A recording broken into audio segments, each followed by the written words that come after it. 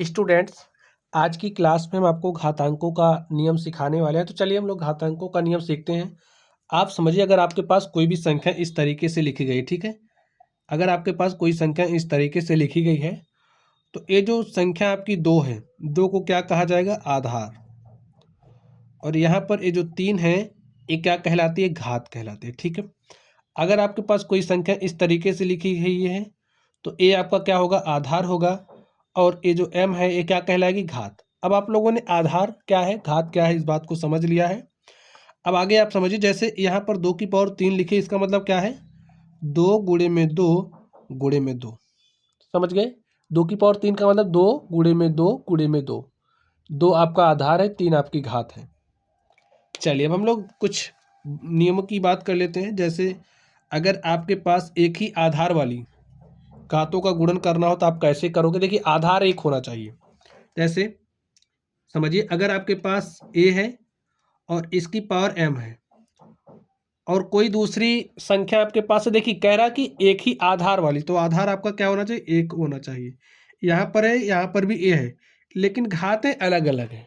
ठीक है, जब आधार समान हो, घातें अलग अलग हों और इस तरीके से आप गुणा कर रहे हो तो गुणा में घातें क्या होती हैं? जुड़ जाती हैं। कब? जब आधार समान हो। तो आपको क्या मिलेगा? a की पावर m प्लस में n। ठीक है, एग्जाम्पल आपको एक दे दें। चलिए अब आप समझिए, यहाँ पर आपके पास 3 की पावर 2 है, गुणा कर रहे हो आप किससे? 3 की पावर 4 से। ठीक है, यहाँ पर देखिए आधार 3 है, यहाँ पर भी आधार 3 है, तो आपका आधार क्या है? समान है। और जब आधार समान होता है तो गुणा में क्या करते हैं? घातों को जोड़ लेते हैं। तो आधार आपका 3 है, गुणा में घातें जोड़िए, देखिए 2 और प्लस में हो जाएगा 4। 2 + 4 कितना होता है? 6। तो 3 की पावर आपको 6 मिलेगा। ठीक है, अब देखिए 3 की पावर 6 का मान क्या होता है? 3 त्रिक 9 त्रिक 27 तियाँ 81 और 81 तियाँ होता है 243 और 243 तियाँ करोगे तो आपको 729 मिलेगा। ठीक है, अब देखिए क्या आपको इधर से 729 मिल रहा है? 3 का स्क्वायर करोगे, 3 का स्क्वायर 9 होता है और 3 की पावर 4 का मतलब देखिए 3 त्रिक 9 त्रिक 27 तियाँ 81 और 81 गुणे 9 करिए, देखिए 9 1 9 और 9 8 72। तो आपको इधर से भी 729 मिल रहा है, इधर से भी 729 मिल रहा है। इसका मतलब 3 की पावर 2 गुणे में 3 की पावर 4 का जो मान होगा वही 3 की पावर 6 का भी मान होगा। बात समझ रहे हो आप लोग? तो यहाँ से इस रूल को आपको याद रखना है। अगर आधार समान हो तो गुणा में घातों को क्या करते हैं? जोड़ लेते हैं। चलिए अब हम लोग अगले रूल की बात करते हैं। अब आप ऐसा समझिए, एक ही आधार वाली घातों का विभाजन, जब आपका देखिए आपने गुणा के लिए रूल सीखा, अब भाग के लिए क्या होगा? अगर आपका आधार समान हो, जैसे यहाँ पर a की पावर आपके पास m है और आप भाग दे रहे हो a की पावर n से। देखिए आधार आपका समान है लेकिन घातें अलग अलग हैं।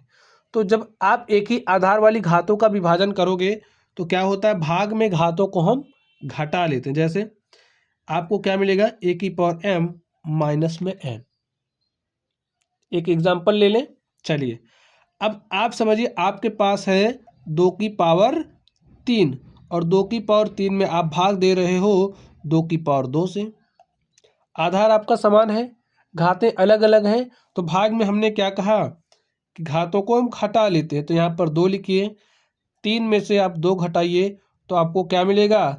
2 की पावर 1 और 2 की पावर 1 का मतलब क्या होगा? 2 होगा। यहाँ से देखिए 2 की पावर 3 का मतलब क्या होता है? 2 दूनी 4 दूनी 8 में आप भाग दे रहे हो 2 की पावर 2 से। 2 की पावर 2 का मतलब 4 होता है। अब 4 से जब आप 8 में भाग दोगे तो आपको कितना मिलेगा? 2। देखिए इधर से भी आपके पास 2 आ रहा है, इधर से भी 2 आ रहा है। एग्जाम्पल समझ गए आप लोग? तो अब आपको क्या ध्यान में रखना है? अगर आपको पास a की पावर m है, a की पावर में m में आप भाग दे रहे हो a की पावर n से, यानी कि एक ही आधार वाली घातों का आप विभाजन कर रहे हो, तो इस स्थिति में घातें क्या होती हैं? घट जाती हैं। ठीक, चलिए आगे अब आप ध्यान से देखिए अगला रूल। एक घात की घात लेना। जैसे अगर आपके पास कोई घात है, जैसे a की घात m है और आप चाह रहे हो इसकी भी घात लेना, तो क्या हो जाएगा? a की पावर m गुणे में n। ठीक है, उदाहरण दे दें। चलिए अब आप समझिए, आपने लिया है 3 की पावर 3 का होल पावर, जैसे 3 की पावर 3 था, आपने इसकी भी घात ले ली, घात की घात ले ली, तो आपको क्या मिलेगा, ध्यान से समझिए। जैसे ए की पावर m का होल पावर आपने n लिया, तो ये क्या हो जाएगा, तो यहाँ से देखिए 3 में गुणा हो जाएगा 2 का, तो 3 दूना हो जाएगा 6, और 3 की पावर 6 का मतलब देखिए क्या होगा, 3 त्रिक 9 त्रिक 27 तियाँ 81 तियाँ 243 तियाँ 729, तो आपको 729 मिलेगा। अब इसका मतलब आप लोग जानते हो, जैसे अगर आपके पास इस तरीके से संख्या लिखी गई, इसका मतलब क्या होता है, ए गुणे में ए। अगर आपके पास इस तरीके से कर दिया, इसका मतलब क्या है, पहले ए स्क्वायर, देखिए अब अगर आपके पास इस तरीके से लिखा है, इसका मतलब यहाँ पर ये जो संख्या है इसको आप गुणे में 3 बार लिखोगे, जैसे ए स्क्वायर गुणे में ए स्क्वायर गुणे में ए स्क्वायर, फिर ए स्क्वायर का मतलब क्या होता है, ए गुणे में ए स्क्वायर का मतलब होता है ए गुणे में ए, और ए स्क्वायर का मतलब होता है ए गुणे में ए। ठीक है, इसी तरीके से ये भी है, कोई नया रूल नहीं है, समझिए। देखिए कैसे, अब यहाँ पर 3 की पावर 3 को 2 बार लिख दीजिए, देखिए 3 की पावर 3 गुणे में 3 की पावर 3। अब देखिए आधार क्या है, समान है, तो गुणा में घातें क्या होती है, जुड़ जाती हैं, तो यहाँ पर आपको मिल जाएगा 3 की पावर 6, और इधर से भी देखिए 3 की पावर 6 ही आपके पास है, 729 का मतलब वही है। तो आप लोग क्या देख पा रहे हो, ये आपका बेसिक रूल ही है, केवल आपको समझना है। हाँ, लेकिन इस बात से आपको थोड़ा सा बच के रहना, जैसे अगर आपको कुछ इस तरीके से दे दिया, तो ए इससे बिल्कुल डिफरेंट है। अब आप अगर इस तरीके से दिया है तब तो ए वाला रूल लगेगा, लेकिन अभी अगर आपको इस तरीके से दे दिया, तो इसका मतलब क्या है कि पहले आप 3 की पावर 2 लोगे, तो 3 की पावर 2 कितना हो जाएगा, 3 त्रिक 9, तो आपके पास 2 की पावर 9, और 2 की पावर 9 जो होता है वो लिख दीजिए। बात समझ रहे हो, चलिए ये आपका अलग चीज है। नहीं समझ पाते तो एकदम बेसिक सा रूल लगाइए, आपको सारी चीजें एकदम क्लियर हो जाएंगी। चलिए आगे ध्यान से देखिए। अब समान घातांकों वाली घातों का गुणन, अब तक आपने क्या देखा कि आपके आधार समान हो रहे थे, लेकिन अगर आपकी घातें समान हो जाए, जैसे आपके पास यहाँ पर ए है, ए की पावर m है, गुणे में b है और b की पावर m है। देखिए यहाँ पर आपका क्या हो रहा है, आधार अलग अलग हैं लेकिन घातें समान हैं, तो इस स्थिति में आपको रिजल्ट क्या मिलेगा, a गुणे में b की होल पावर m। बात समझ गए। जैसे एग्जाम्पल ले लो, आप एग्जाम्पल देखो, एग्जाम्पल से ज़्यादा बढ़िया समझ में आएगा।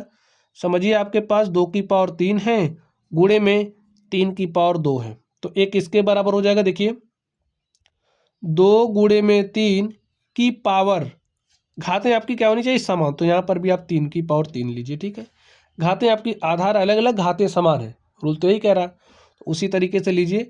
तो 2 गुणे 3 की पावर आपको 3 मिलेगा, और 2 तियाँ होता है 6, और 6 की पावर 3 देखिए क्या हो जाएगा, 6 छाके 36 छक्के होता है 216, तो आपको 216 मिलेगा।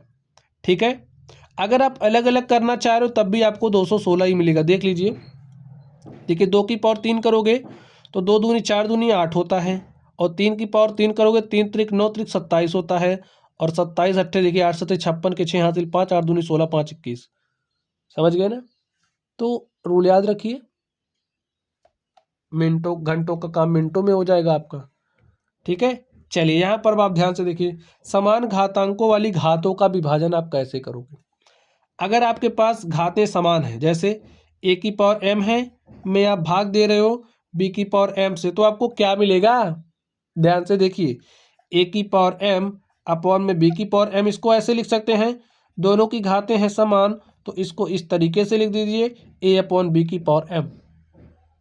इसके लिए एग्जाम्पल आप लोग सेट करिए। देखिए कैसे सेट करोगे, आपकी घात समान होनी चाहिए, आधार कुछ भी हो, तो घात समान लेना है, आधार कुछ भी हो। चलिए, तो घात हमने 5 ले लिया, और भाग दे रहे हैं 3 की पावर 5 से, तो आपको क्या मिलेगा, 2/3 का होल पावर 5।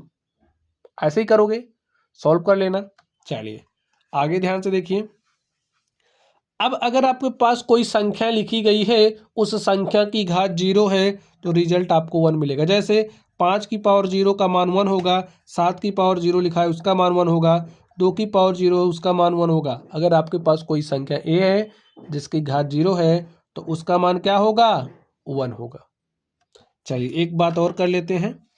अब आप समझिए, ठीक है, आप समझिए जैसे अगर आपके पास कोई संख्या ऐसे लिखी गई है, कोई संख्या ऐसे लिखी गई है, तो इस पर कोई घात आपको नहीं दिख रही, तो घात क्या होती है, ठीक है, समझ गए। अगर आपके पास ऐसे अंडर रूट लिखा है, अंडर रूट जैसे अंडर रूट के अंदर ए है, तो इसका मतलब क्या है, ए की पावर 1/2 है, ठीक है।